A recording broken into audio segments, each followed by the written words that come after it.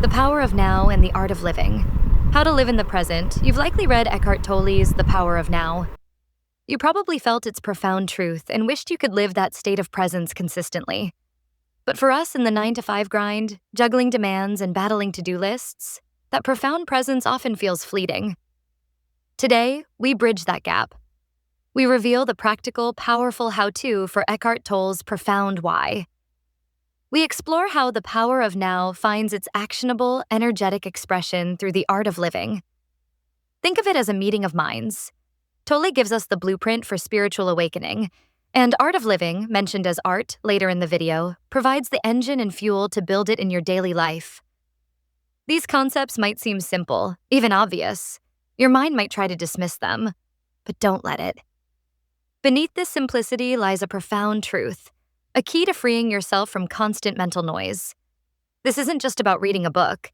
It's about practical tools you can use today to transform your experience. So, keep an open mind. Put aside judgments for a few minutes and consider the real possibilities for inner peace and boundless energy. We'll illuminate how 3 primary Tolle concepts are made tangible by art practices. You are not your mind's endless chatter. The present moment is your only reality and your power. Acceptance and surrender are not weakness, but radical strength. We'll explore how these tenets offer a complete path to liberation from suffering, stress, and anxiety. Lesson 1. You are not your mind's endless chatter. You are not your mind, you are not your thoughts. A bold statement, isn't it? Before you resist, observe that resistance. Tolle points out that humanity's problem is rooted in the mind. Our minds are useful tools for planning, analyzing, problem-solving, but we've let the tool become the master. We believe this relentless stream of thoughts, this voice in our head, is who we are. We are utterly identified with it.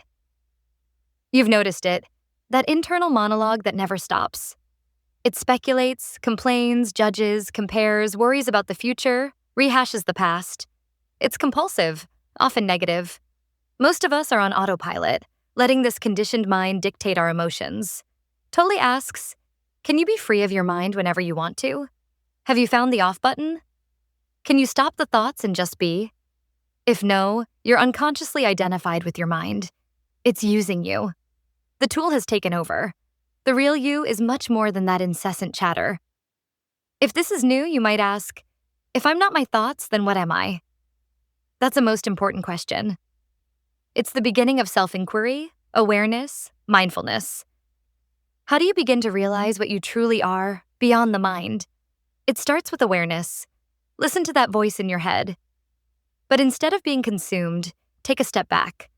Just observe them. Imagine creating separation. You're the observer. Thoughts are the observed. Catch yourself when engrossed. Make a game of it like a scientist. Observe its reactions, judgments, worries. After a while, notice repetitive patterns. Be the witnessing presence without judgment. Listen dispassionately. Once you glimpse that you are not the thinker, you watch the thinker more objectively. A higher consciousness is at play. You are that higher consciousness. If you're observing your thoughts, can you be your thoughts? No. You are much more. You are beyond thought.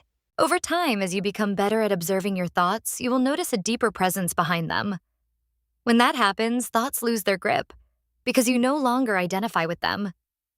With practice, you will begin to experience gaps between thoughts.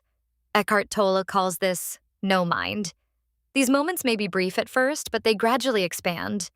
No mind is not unconsciousness. It is heightened awareness and presence. This is where the art of living offers a practical path. While Tolle points us toward freedom from compulsive thinking, art provides techniques to experience it directly. Its core practice, Sudarshan Kriya, is a rhythmic breathing technique designed to harmonize the mind and body. Rather than fighting thoughts, it works through the breath, which connects mind, body, and emotions. Think of your mind and emotions as luggage. Thoughts are the contents. Emotions are the weight. The breath is the handle. When you regulate the handle, everything else begins to fall into place. The breathing patterns used in Sudarshan Kriya help shift the brain from constant mental activity into deep rest and inner silence. Instead of struggling to stop thoughts, you naturally move beyond them. Research suggests that Sudarshan Kriya increases brainwave activity associated with relaxation and meditation while reducing stress and improving well-being. It offers a practical pathway beyond the constant chatter of the mind. As Tolle teaches, the most important step toward awakening is realizing that you are not your mind. Every gap in thought strengthens awareness. The moment attention returns to the present, you experience stillness, peace, and clarity. One day you may even smile at the voice in your head because you no longer mistake it for who you are. For most people, compulsive thinking has become a habit. Freedom begins when you realize that thoughts are tools, not your identity. You can still pursue goals, but you no longer expect the future to complete you. Fulfillment is found in being fully present. That brings us to lesson 2. The present moment is your only reality. The present moment is all we ever truly have yet. Most people spend their lives trapped in memories of the past or worries about the future. Planning is necessary, but much of our thinking is repetitive and unproductive. Observe your mind for a few minutes, and you will notice how often it repeats the same stories and concerns. According to Tolle, the only thing that truly matters is the step you are taking right now. The mind constantly escapes into the past or future because it has little power in the present. Time and mind are inseparable. When attention returns to the present moment, the mind begins to lose its dominance. The practice is simple. Observe. The moment you notice your mind wandering, you become present. Most suffering comes not from the present moment, but from mental projections about what might happen or what should have happened. Ask yourself a simple question. What is missing in this moment? More often than not, the answer is nothing. Most fears, regrets, and desires arise from thinking about a past that no longer exists or a future that has not yet arrived. Everything happens in the now. Memories are former moments recalled in the present. Future scenarios are thoughts occurring in the present. Ask yourself, do you have a problem right now in this exact moment? This is where the art of living becomes especially powerful. Tolle explains why the present matters. Art provides practical tools to live in it. Through Sudarshan Kriya and meditation, accumulated stress begins to dissolve, naturally grounding attention in the present. As the mind quiets, presence becomes effortless. Tolle often speaks about the body's inner energy field. Art of living practices strengthen this connection through conscious breathing and awareness, helping align mind, body, and breath. During these practices, attention naturally settles into the now. There is little room for yesterday's regrets or tomorrow's worries. The result is lightness, clarity, and a direct experience of presence. As Tolle reminds us, presence begins with awareness. Notice the sights, sounds, textures, and space around you without immediately labeling them. You can pursue goals and plan for the future, but give your fullest attention to the step you are taking now. Real transformation happens not by escaping the present, but by entering it completely. The present moment is the only place where life unfolds and the only place where real change is possible. Only the present can free you from the past. And that brings us to lesson 3. The present moment is all we truly have. So how do we live fully in the here and now when the mind is constantly replaying the past or worrying about the future? Most of us are rarely fully present. The goal is to become more grounded.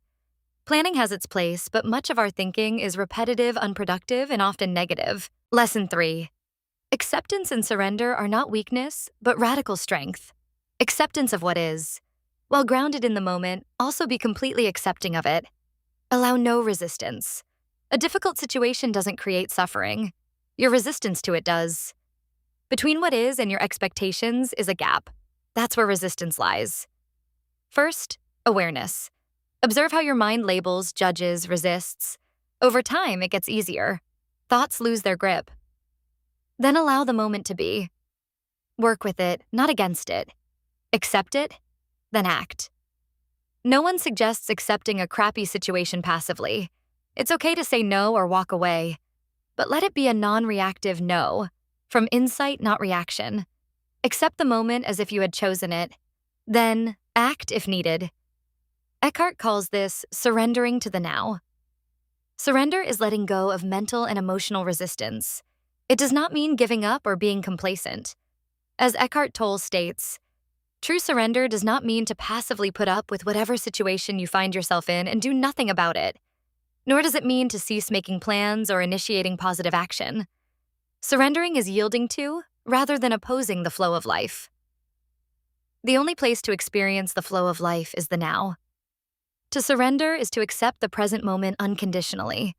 Acknowledging resistance makes it conscious. You're no longer reacting blindly. Ask if you can change, improve, or remove yourself. Then act on the one thing you can do in the now, not future possibilities. Tolle also states, the external conditions that were being resisted also tend to shift or dissolve quickly through surrender. It's a powerful transformation of situations and people. If conditions do not shift immediately, your acceptance of the now enables you to rise above them. Either way, you are free. If you cannot surrender, actively change the situation or remove yourself. Take responsibility. Eckhart states, surrender does not transform what is, at least not directly. Surrender transforms you. When you're transformed, your whole world is transformed because the world is only a reflection. Life is a mirror. If you saw something you disliked, would you attack its reflection? No. Be friendly with it, and it becomes friendly. There are no problems, only situations to be dealt with now, or accepted until they change. Catch yourself complaining, in speech or thought. Complaining is not accepting. It makes you a victim. This radical acceptance and surrender is fundamentally what the art of living embodies, energetically. Resistance to what is creates mental and emotional tension. Arts practices, especially Sudarshan Kriya, are powerful tools for releasing these accumulated tensions. Conscious breathing purges stress, anxiety, and the energetic patterns of resistance. This creates space for natural acceptance. Sri Sri Ravi Shankar, RT founder, emphasizes that true freedom comes from mastering your state of mind. We can't control every external event, but we can master our reaction. This echoes Tolle's "You are not your mind" and "Surrender transforms you." Art empowers you with a robust inner foundation. Faced with challenges, a difficult meeting, traffic, a disagreement, instead of being swept away by resistance, anger, frustration, you gain the capacity to observe, release tension via breathing, and act from calm, clear insight. This is active surrender, genuine strength. It's moving from reaction to conscious action. Final quotes from Tolle. It is not the overall situation that you need to accept when you surrender, but just a tiny segment called now. Inner resistance cuts you off from other people, from yourself, from the world around you. It strengthens the feeling of separateness on which the ego depends for its survival. Surrender will move you closer to people. Through surrender, you'll accept what is, and that means accepting people as they are. You won't judge, criticize, reject, label, or attempt to change people. When you accept resentment, moodiness, anger, and so on, you're no longer forced to act them out blindly, and you're less likely to project them onto others. If you get the inside right, the outside will fall into place. Primary reality is within, secondary reality without. If there's truly nothing you can do to change your here and now, and you can't remove yourself from the situation, then accept your here and now totally by dropping all inner resistance. The false, unhappy self that loves feeling miserable, resentful, or sorry for itself can no longer survive. This is called surrender. Surrender is not weakness. Summary and call to action. That was our deep dive into the power of now and the art of living. How to live in the present.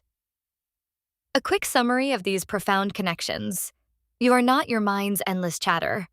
Tolle identified the problem.